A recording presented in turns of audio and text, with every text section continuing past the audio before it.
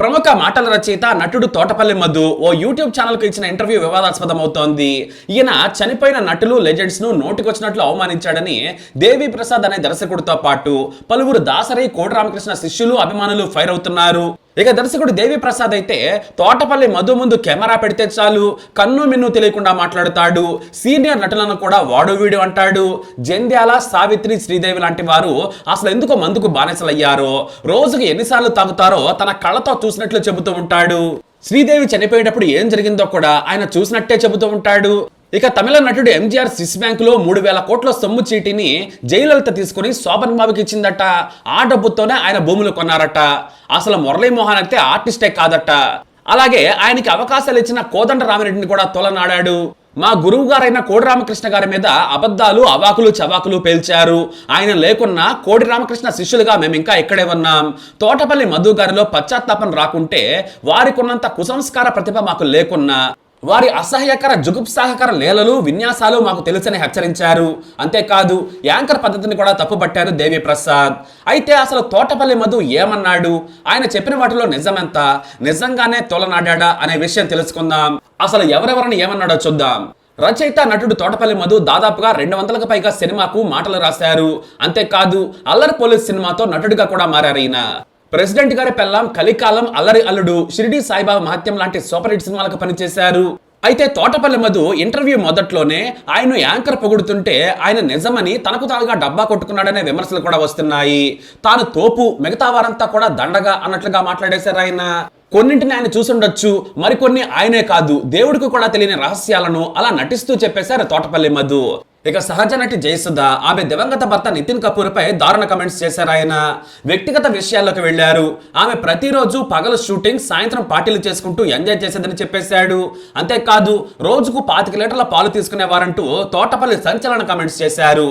జయసుధ భర్త, కొడుకు హైట్ గురించి మధు నోరు జారారు. బాడీ షేవింగ్ గురించి మాట్లాడాల్సిన అవసరమే లేదు, కానీ పరిధి దాటారని చెప్పొచ్చు.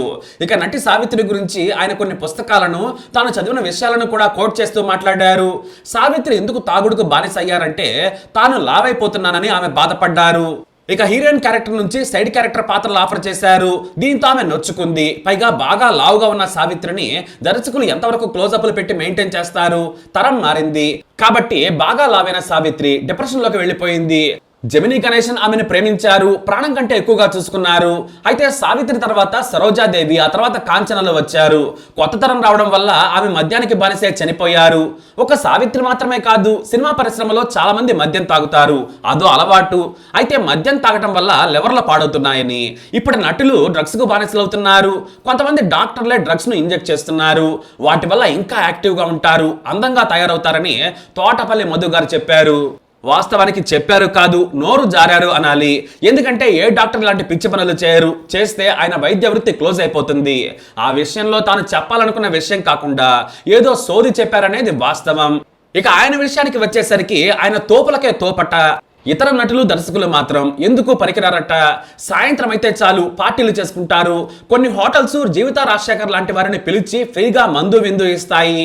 ఆ హోటల్స్ కి వారు వస్తారని చూపించేందుకు ఫ్రీగా ఇలాంటి ఏర్పాట్లు చేస్తారని ఏకంగా పేరు పెట్టి మరీ పరువు తీసేశారు. ఇక మరీ దారుణమైన నమ్మలేని కమెంట్స్ ను దివంగత నటుడు శోభన్ బాబు పై చేశారు.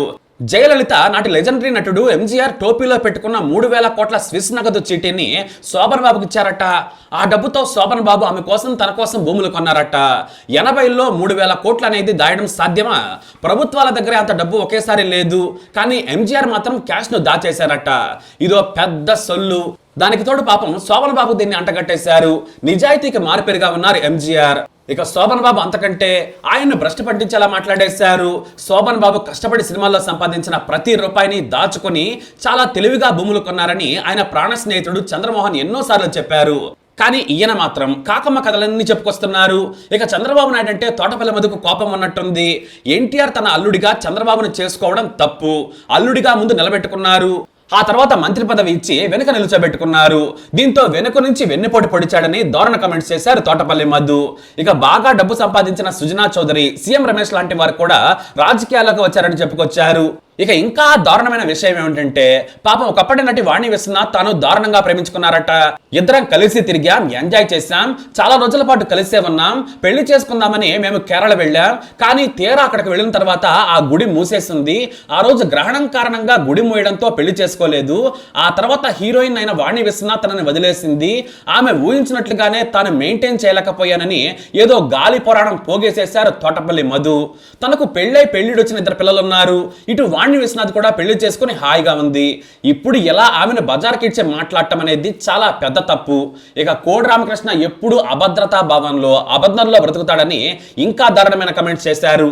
తామిద్దరం చాలా సినిమాలు కలిసి పనిచేశాం, కానీ ఆయన చెప్పేవన్నీ అబద్ధాలే. మేమిద్దరం టైటానిక్ సినిమా ఆ రోజుల్లో చూసాం.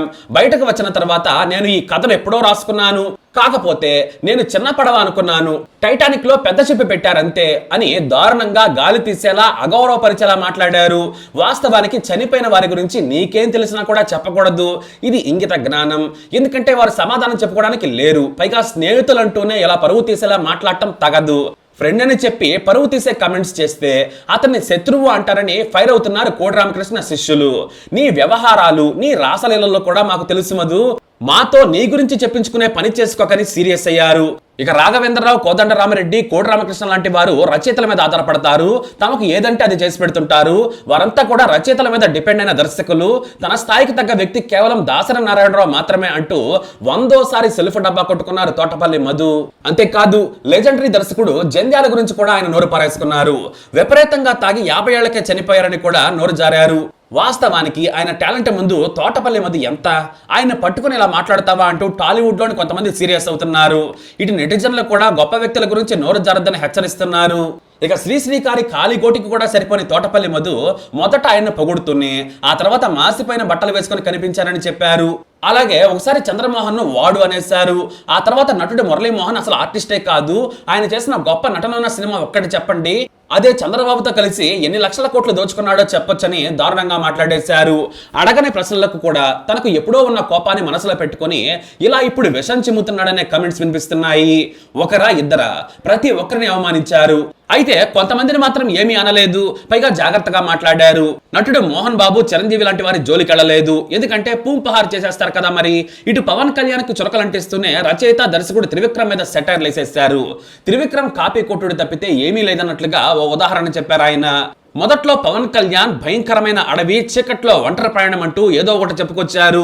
ఆ తర్వాత త్రివిక్రమ్ డైలాగులు పనిచేయవని పవన్ తెలుసుకొని త్రివిక్రమ్ ను వదిలేశాడని చెప్పారు. ఇలా ఒకటా రెండా ఇండస్ట్రీలో ఎవరిని వదిలిపెట్టలేదు. ఇక నటి శ్రీదేవిని కూడా తాగుబోతుగా చెప్పేశారు. ఆమె కొత్త తరం హీరోయిన్లైన కత్రినా కైఫ్ తో పోటీ పడ్డారు. కొత్త తరం హీరోయిన్లా కనిపించాలని ఎన్నో ప్లాస్టిక్ సర్జరీలు చేయించుకున్నారు. ఇక ఇద్దరు కూతుళ్ళు సక్సెస్ కాలేదు. వారి రోజువారీ తాగుడు సహా ఇతర ఖర్చులు 1,00,000కు పైగా అయ్యేవి. వాటిని బోనీ కపూర్ భరించేవాడంటూ కామెంట్స్ చేశారు. ఇక డయాబెటిక్ బీపీ పేషెంట్ అయిన శ్రీదేవి స్లిమ్ గా ఉండాలని భోజనం చేసేది కాదు. చనిపోయే ముందు కూడా ఆమె ఒంటరిగా మద్యం తాగింది. భర్త ఏమో బయట పార్టీ ఉంటే వెళ్ళొచ్చాడు, అప్పటికే ఆమె బాగా తాగింది. ఆరోగ్యం పాడవడంతో సావిత్రి మద్యం కారణంగా 14 నెలల మంచాన పడితే డయాబెటిక్ పేషెంట్ అయిన శ్రీదేవి 14 నిమిషాల్లో చనిపోయిందని చెప్పారు. అసలు శ్రీదేవి ఎలా చనిపోయిందో కూడా ఎవరికీ తెలియదు. ఆమె అప్పుడు దుబాయ్లో ఉన్నారు. జుమేరియా ఎమిరేట్స్ టవర్ హోటల్లోని ఓ గది బాత్రూంలో టబ్లో పడుకొని ప్రాణాలు కోల్పోయింది శ్రీదేవి. ఆమెది గుండెపోటని డాక్టర్లు నిర్ధారించారు. కానీ తోటపల్లి మధు మాత్రం దుబాయ్ హోటల్లోకి వెళ్లి తొంగి చూసినట్టుగా పెగ్గుకి పెరిగింది షుగర్ అన్నట్టుగా చెప్పడం బుల్షిట్. ఎందుకంటే ఇక్కడ హైదరాబాద్ గల్లీలో ఉన్న మధుకేం తెలుసు? ఇదంతా యూట్యూబ్ లో చెప్పే థంబ్నెయిల్ కహాని తప్ప మరొకటి కాదని నెటిజన్లు బేకరంగా ఫైర్ అవుతున్నారు. ఇలాంటి కామెంట్స్ పై టాలీవుడ్ లోని పెద్దలు కూడా సీరియస్ అయ్యారట. త్వరలోనే ఆయనపై చర్యలు తీసుకునేందుకు సిద్ధమవుతున్నారనే కామెంట్స్ వినిపిస్తున్నాయి. మరి ఇష్టం వచ్చినట్టు మాట్లాడిన తోటపల్లి మధుపై మీ అభిప్రాయం ఏంటి? కామెంట్స్ ద్వారా తెలియజేయండి.